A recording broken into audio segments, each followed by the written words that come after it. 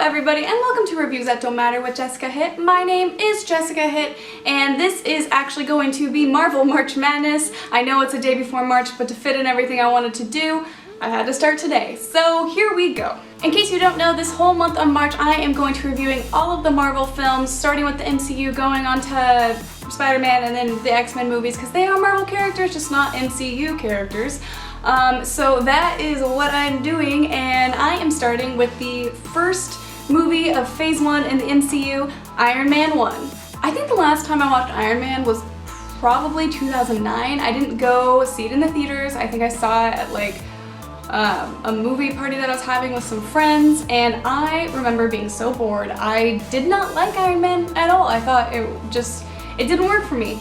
And then I rewatched it for the first time ever, and I now understand why people like Iron Man 1 so much, because I did really enjoy it. There's some parts of it that I think I didn't care much for, but overall it was a really entertaining movie that set up the MCU really well. I think they did a really smart thing in opening it in that desert and them getting attacked and showing Tony bleeding through his shirt, and then going back until like 36 hours previous and show kind of more his personality, what he is. And then I do personally think it drags a little bit when he's making that first Iron Man suit when he is detained by those people. Yeah, that's the part that I really just didn't like, and I thought it dragged on for a lot longer than it actually did in the movie. I think that you don't care about that one friend that was stuck with him that died. You know, I don't think that he earned a proper send-off like he got, you know? That sounds really bad, but it's true. But here's one thing. When he finally got that first Iron Man suit on and like attacked to get out, he had flamethrowers in his suit. Why is that not a thing anymore? I think we should start a petition for Avengers Infinity War flamethrower Iron Man. Come on. That's what's missing in these movies. Anyway, he's roaming around the desert, and then his friend Rhodes finds him, and I forgot Terrence Howard played him. I like Terrence Howard, but Don Cheadle is Don Cheadle, so it's like he's my James Rhodes. Also, I feel like Don Cheadle just gave a little bit more life to it, whereas Terrence Howard felt like he was kind of phoning it in a tiny bit. For me personally, I don't know how everybody else feels about Terrence Howard as Rhodey, but not my favorite. Okay, and then you basically get to meet the people. You kind of met them earlier, but you get to know the people in his life. You have, of course, the villain of the movie played by Jeff Bridges, who played Obadiah Smith or something. Obadiah Smith, that's how it's pronounced. And really, that is just a sleazier, eviler version of Tony Stark when you think about it. That's like, if Tony Stark went evil, it would be Obadiah, whatever his name is.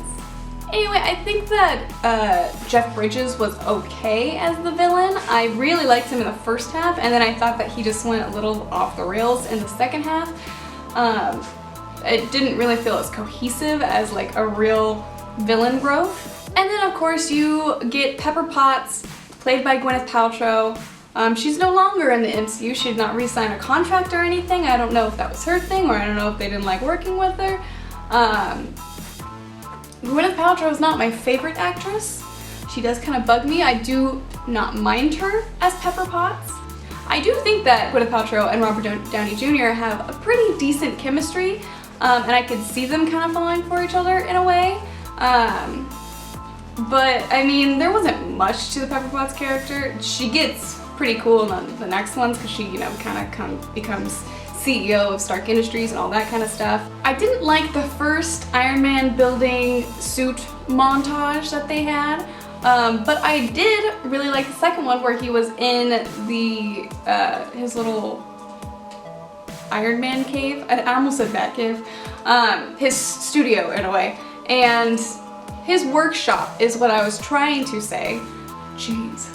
Anyway, he's in his workshop and he's kind of filming it, and there's this perfect amount of comedy in it that I think sets the stage for the type of comedy that's in the MCU, and I think it does a great job. And it's really nice to see that even in 2008, at the beginning of this whole universe that they're creating, that they kind of knew where they're going, because there's still that type of comedy in every single one of their films. Even something a little bit more serious like Winter Soldier, there's still some comedy in there.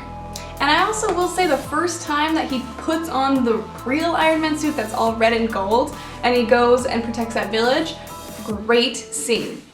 Then it starts getting to the part where I don't really think works in my opinion, and it's like the entire climax where Obadiah just goes crazy and he's building his own thing, and he goes and steals Tony Stark's arc reactor in his chest, his heart, to go power his giant Iron Man suit. And then he just starts flying off and trying to attack people, make a mess of things, and it's just like, I feel like that was like, he went from evil business guy to just like evil terrorist type guy. And it's just like, it made no sense to me personally. For me personally, I didn't like the climax. I would have preferred maybe something more.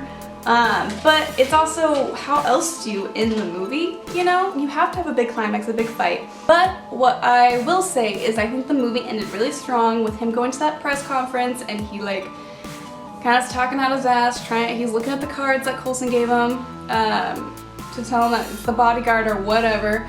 And then he just comes out and says that he's Iron Man. And I think that is fantastic. I think that is just such a good ending to that movie to get people excited for the next movies in that phase 1. And of course, I've already talked about it, but the post-credit scene that they do at the end is the first time you see Samuel L. Jackson as Nick Fury, and he says the Avengers Assemble line. It's crazy now that like every movie has a post-credits scene. They literally have a pre-credit, mid-credit, and post-credit scene in some Marvel movies now. Like they do like the little tiny like, oh, Chris Evans, Robert Downey Jr., little scene, and then they go mid-scene, and then they end it, and then it's usually something like Howard the Duck.